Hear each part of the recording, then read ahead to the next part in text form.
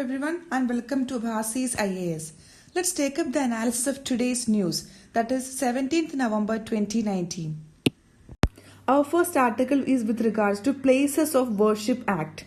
So this is in news in light of Ayodhya verdict. What does the Places of Worship Act protect? Why was it enacted in 1991? What was the cutoff date and why was the Ayodhya site left out of its ambit? So let's get into this article and see. First, we'll try to understand the background of this issue. The origin of this act is with respect to Babri Masjid Ram Janmabhoomi dispute.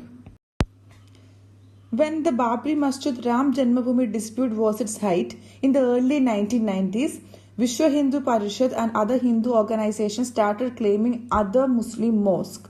So therefore, P.V. Narasimha Rao government during that time in 1991 a special law to freeze the status of places of worship as they were on August 15, 1947 was introduced.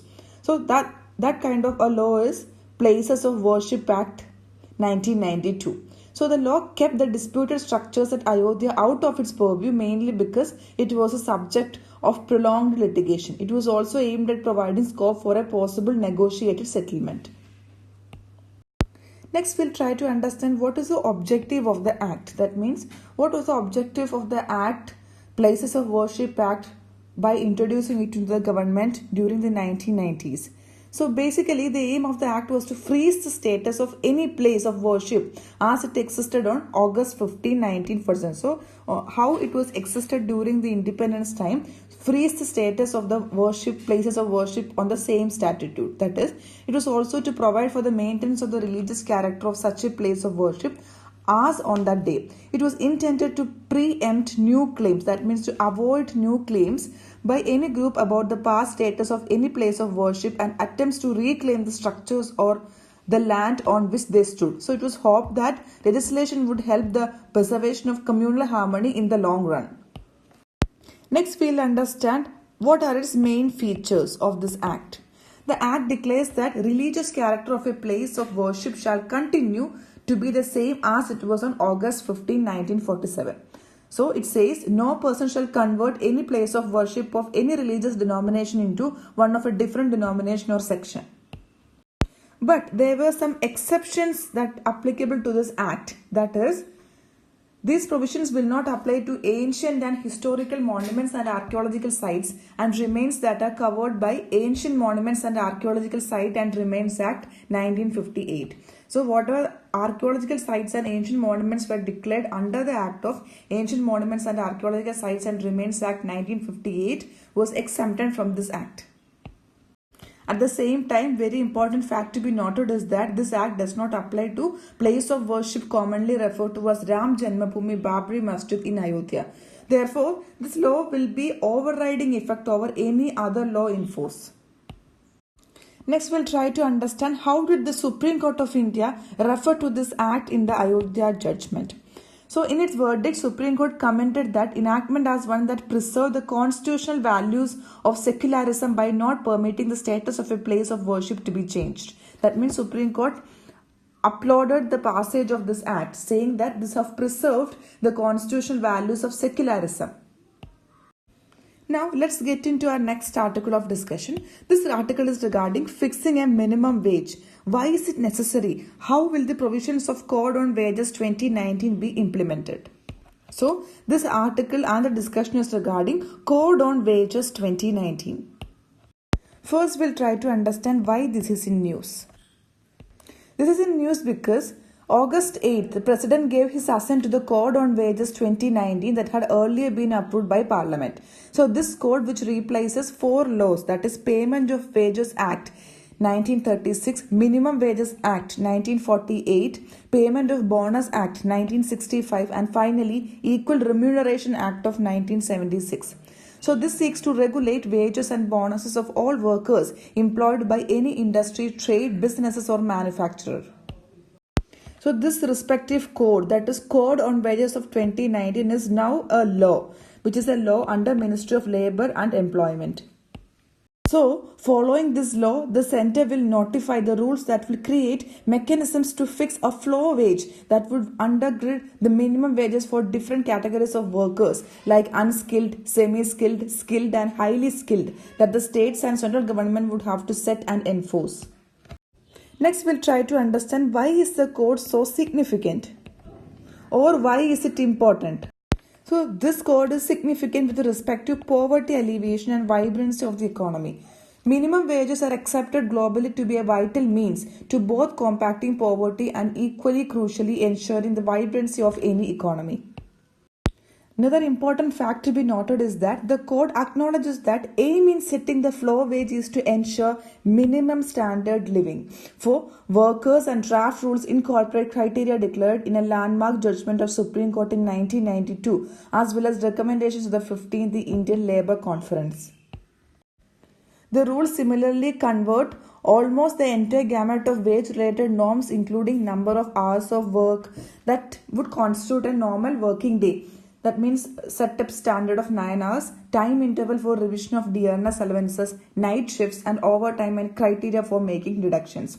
So a separate chapter of the draft, that means the law or the code deals with the payment of bonuses while another lays down the guidelines for the formulation of central advisory board as well as its functioning. Next we'll try to understand what is the impact on economy or how will this code will impact the economy.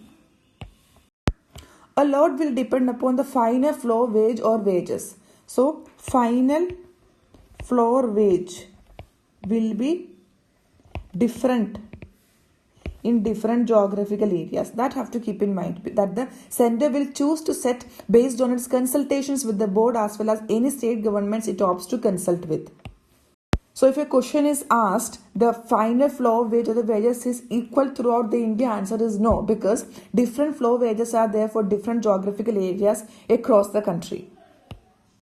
Finally, the Finance Ministry's Economic Survey had a chapter titled Redesigning a Minimum Wage System in India for Inclusive Growth. Redesigning a minimum wage system in India for inclusive growth. This has stressed the importance of establishing an effective minimum wage system. Such a statutory national minimum wage would have multiple impacts including helping lift wage levels and reducing wage inequality, thus furthering inclusive growth. According to the survey, for India to leap much touted demographic dividend, robust wage expansion would ultimately be essential to help buoy consumption-led economic growth. But still there are some criticisms or areas of improvement in this code submitted. This includes 9-hour working day definition. So 9-hour working day is a problem according to many people.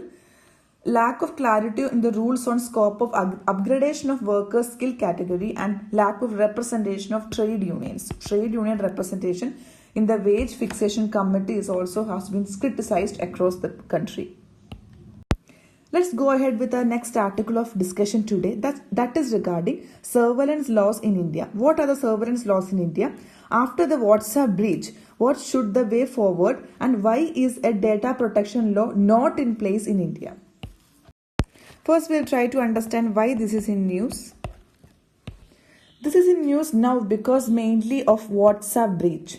That is, many publications in this year, that is precisely in October, reported that phones of several dozen Indian journalists, lawyers and human rights activists have been compromised using an invasive Israeli-developed malware called Pegasus. So, a malware called Pegasus software have entered into phones of different individuals, mainly journalists, lawyers and human rights activists in India. Messaging platform WhatsApp, through which the malware was disseminated, has reported that 121 individuals were targeted in India alone. At the same time, a lawsuit was filed against the Israeli cyber intelligence firm NSO by WhatsApp and its parent company Facebook in a US court in California in October, accusing it of using their messaging platform to dispatch Pegasus, that is a malware, for surveillance to approximately 1,400 mobile phones and devices worldwide. NSO claims that it only sells the software to governments, but the Indian government has denied purchasing it and has asked WhatsApp to explain the security breach. So this is the WhatsApp breach case, and because of this, the surveillance laws in India and its importance have came to light. Next, we'll try to understand, is surveillance of this kind is illegal in India? What in case of WhatsApp, this kind is illegal or legal in India? Basically, it is illegal in India because it's important to explain that there are legal routes to surveillance that can be conducted by the government. The laws governing this are the Indian Telegraph Act 1885, which deals with interception of calls, and Information Technology Act 2000, which deals with the interception of data. So, under both laws, only the government, under certain circumstances, is permitted to conduct surveillance and not private actors. Moreover, it's like a hacking. Hacking is expressly prohibited under the IT Act. Section 43 and Section 66 of IT Act cover the civil and criminal offences of data theft and hacking respectively. So the punishment includes imprisonment for a long term which may extend to 3 years. So because of all these clauses and laws, basically surveillance of this kind is illegal in India.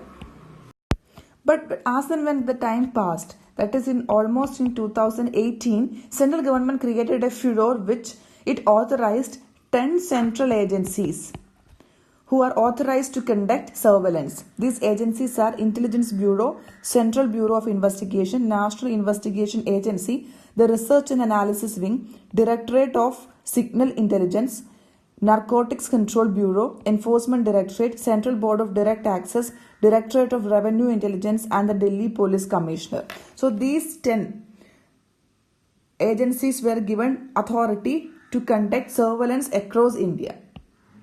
But there were a lot of criticism evolved after this rule that it is building a surveillance state. Government countered that it was building upon the rules laid down in 2009, and the agencies would need approval from a competent authority, usually Union Home Secretary. So this was the answer given by the government. But the 2018 action of Union government, that is giving permission to 10 agencies across India for the surveillance authorization, Union government has been challenged in the Supreme Court.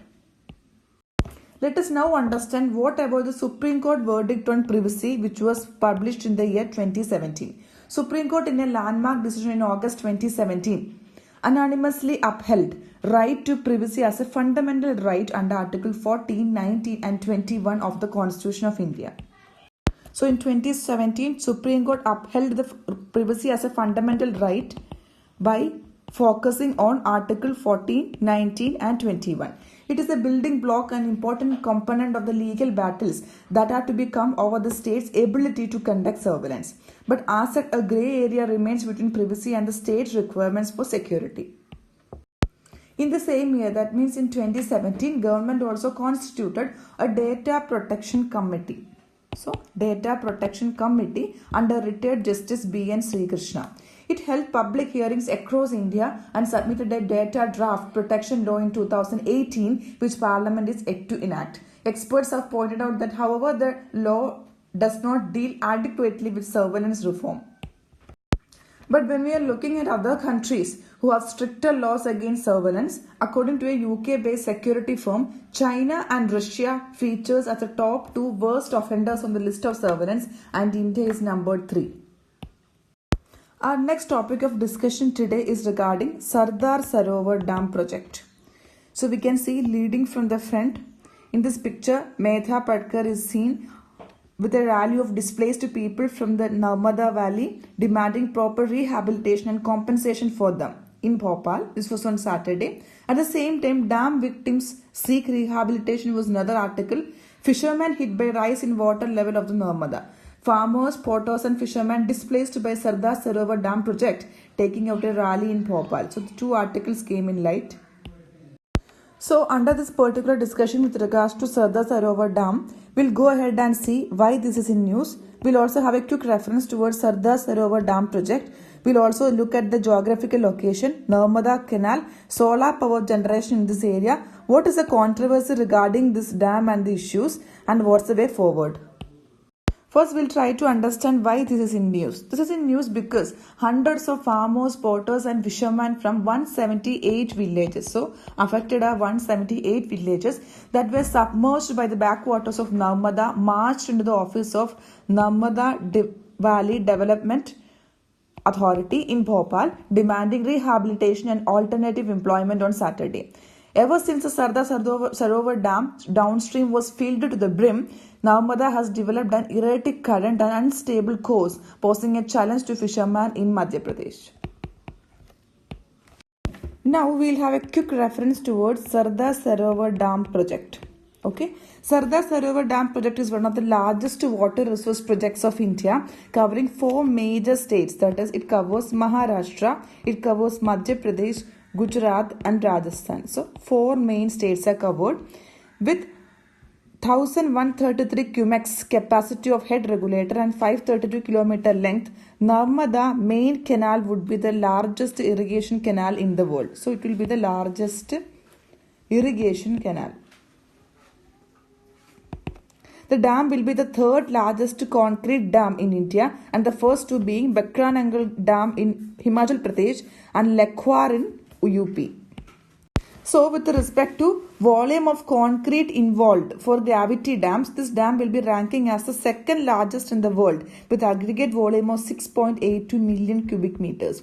So the first is Grand Collar Dam in US with a volume of 8 million cubic meters. This dam with its spillway discharging capacity of 80,000 crore cumex will be the 3rd in world. Now we'll try to understand what is this gravity dam concept. Sardar Sarovar Dam project. Sardar Sarovar Dam project is an example of gravity dam. So in a gravity dam, the force that holds the dam in place against the push from the water in Earth's gravity pulling down on the mass of the dam. These dams are heavy and massive wall-like structures of concrete in which whole weight act as vertically downwards. Bakranangal Dam is the highest concrete dam in Asia and the 2nd highest in the world. So, regarding with respect to location of this dam, in political map of India, we can locate Sardar Sarovar Dam here. Okay. Another biggest gravity dam in India is Bakranangal Dam in Himachal Pradesh. We can mark it here. Okay. First gravity dam is Bakranangal Dam in Himachal Pradesh, and 2nd largest gravity dam in India is Sardar Sarovar Dam project, that is in Gujarat. So this is a picture of Statue of Unity. Okay, Statue of Unity is a colossal statue of Indian statesman and independence activist Sardar Vallabhbhai Patel, who was the first Deputy Prime Minister and Home Minister of independent India. We all know that it is located basically in the state of Gujarat. That is important for us now. Located in Gujarat, it is the world's tallest statue with a height of 182 meters. Tallest statue. It is located on river facing Sardar Sarovar Dam. So that is the important point with regards to our discussion. Statue of Unity is located in, this is on the Narmada river and facing Sardar Sarovar river project, dam project. Now let us understand what is the controversy with this project. Dam is one of the most controversial and its environmental impact and net costs and benefits are widely debated. Actually, till 1994, it was funded by World Bank, but in 1994, World Bank withdrew its funding decision and it has been center of controversy and protest since the late 1980s. Let us now understand few important facts regarding this project, that is Sardar Sarovar Dam project.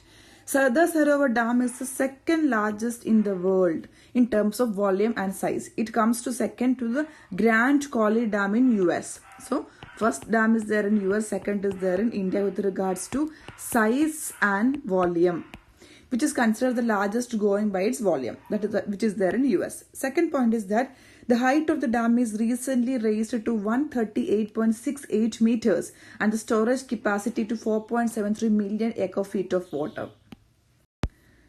Dam is expected to provide water to 9,000 villages. Very important point.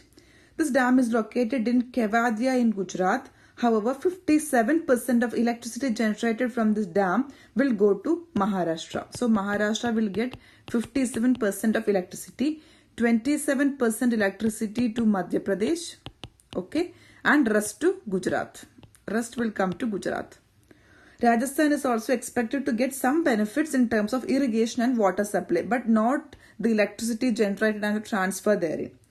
During Sunday's much awaited inauguration ceremony, PM Modi will oversee opening of the 50 gates of this dams.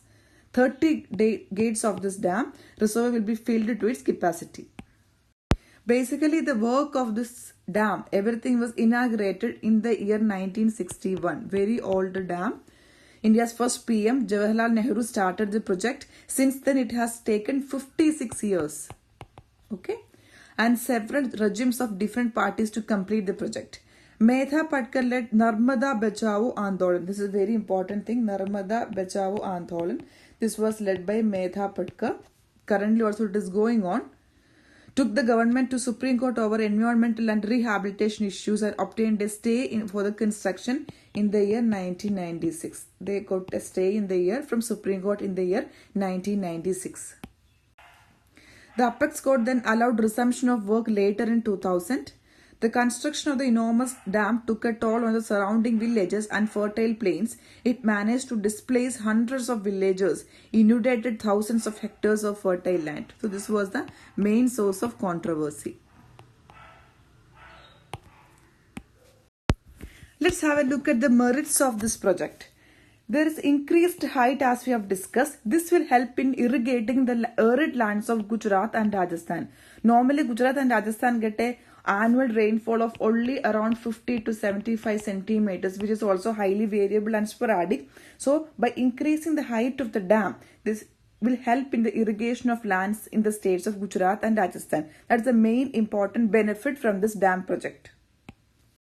Second most important fact is that this also helps in increasing the drinking water facility across these states. That is, especially in states of Gujarat and Rajasthan, they face deep water crisis, particularly during summer months. The second important merit with respect to Sardar Sarovar Dam is the drinking water facility. That means in states like Gujarat and Rajasthan, where majority of the part of the state is arid and having a sporadic and highly variable rainfall throughout the year, availability of drinking water is always in crisis. So in states like Gujarat and Rajasthan, deep water crisis is there, particularly during the summer months. So this proposed step could significantly resolve the water crisis in these states. The third factor is something related to welfare of the people. That is, this developed irrigation facilities will decrease the dependence on erratic monsoons and helps in bringing prosperity in agriculture sector. If the agriculture sector is prosperous, then obviously the farmers will be prosperous. Okay, and the growth will be there. So overall welfare of the state will be influenced by one of the merit of this project. Another important factor is it will help in increasing the electricity generation capacity by hydroelectric power plants. Okay, we already discussed that Maharashtra and Gujarat will be getting electricity generated through this project. Rajasthan may get irrigation helps, not electricity. Okay, so three states covered are Gujarat, Maharashtra and Rajasthan, and Madhya Pradesh is also covered, whereas Maharashtra and Gujarat only get electricity facility. Rajasthan will get irrigation facilities. Subsequently, because of all these favorable conditions, manufacturing in the area will receive a fill-up and bring about economic development across the states. Now let us understand the demerits of these projects, or what are the controversies regarding the project. Siltation is a major problem. Siltation constitutes one of the biggest challenges to the long-term success of this dam. The steep slopes of Narmada Valley are prone to erosion. Apart from directly reducing water storage capacity, siltation also decreases water capacity due to increased evaporation loss. So double loss. One by siltation because prone to erosion. Second one is that evaporation loss. As a result, capacity to generate hydropower will get affected in long term. A dam choked with silt creates a river prone to risky situations of potential flooding in the backwater. This is the first and the most important disadvantage or the demerit of this project.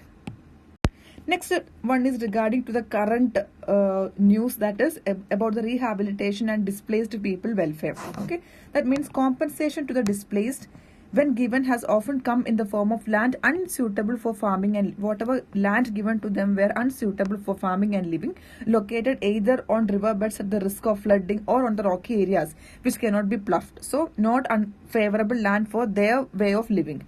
Resettlement sites lack basic facilities, no wells, drinking water pipelines or grazing land for cattle, let alone schools or road facilities. So this leaves once a self-reliant people of the valley with no option but to work on as daily wage laborers and crowd into urban slums. This results in urban-rural migration.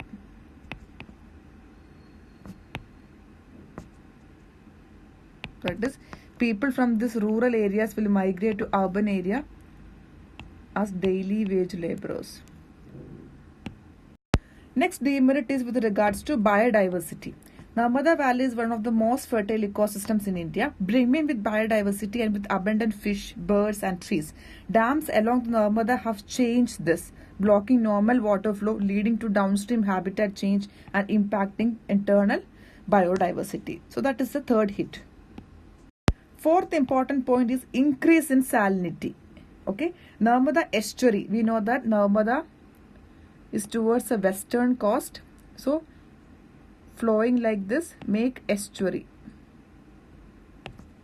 Okay, the Narmada, because it flows in Rift Valley. Normally the rivers towards the western side of the subcontinent makes estuaries, and towards the right hand side or the eastern side makes deltas. So Narmada flowing towards the west of course make estuaries. So the Narmada estuary, where the river meets the sea, becomes increasingly saline because of the decrease in fresh water flow after the dams came up. Fish catch of some species have now declined almost 75%, signaling complete collapse of famous fishing industry. So thousands of commercial and subsistence fishermen affected by this change are not classified as dam affected though. So they are not even included in the affected or displaced population. It also affected the people who nearby and the industries who are situated nearby this place, because they were once flourished with the fresh water supply and now they have saline water. So it will obviously depend their livelihood and industrial impact. Last but not the least, effect on adverse tribal communities. Adversely affect the invisible tribal communities who depend upon the lush forest of the valley, forest that will now be submerged. Only those who can produce evidence of losing homes or agriculture plots are counted as project affected can lay claim to compensation. That means invisible tribal communities who are directly or indirectly dependent to this dam and the valley and the estuary thereof will not claim anything, because they will not have even the evidence proof for claiming something. So they will also be affected badly. So let's summarize our discussion by concluding on merits and demerits of this project. Merits include irrigation of lands will happen in Gujarat and Rajasthan. Deep water crisis will be addressed, especially in these two states. And this will be a welfare measure for prosperity in the agriculture sector, thereby increasing the growth of farmers and their income. This will also generate electricity by hydroelectric power plants, and manufacturing in the area will fill up and economic development will happen. These are the main merits of this project. Now let's understand what are the demerits. First and the most important demerit is long-term success will be a question because of the siltation prone to erosion, and also evaporation loss will be there. So long-term success of this dam will be in question. Second one is that displaced people are not accommodated well. They are either given risk of flooding areas or the rocky areas. So unsuitable for living or farming areas are given to them, and they end up finally from migrating to rural to urban areas. So migration also result in as a daily wage laborers and cloud into urban slums. So that is another demerit. Another important demerit is with regards to biodiversity. Biodiversity also take a hit. Then the other thing is that salinity of the water increases. That also act as a major demerit of this project. And people and industries who were flourished with fresh water now will start getting saline water. This will be a risk to their problem.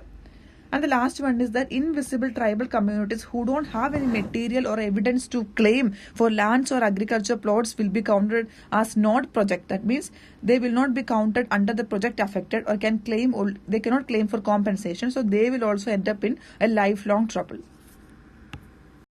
Hope this helps. Thank you.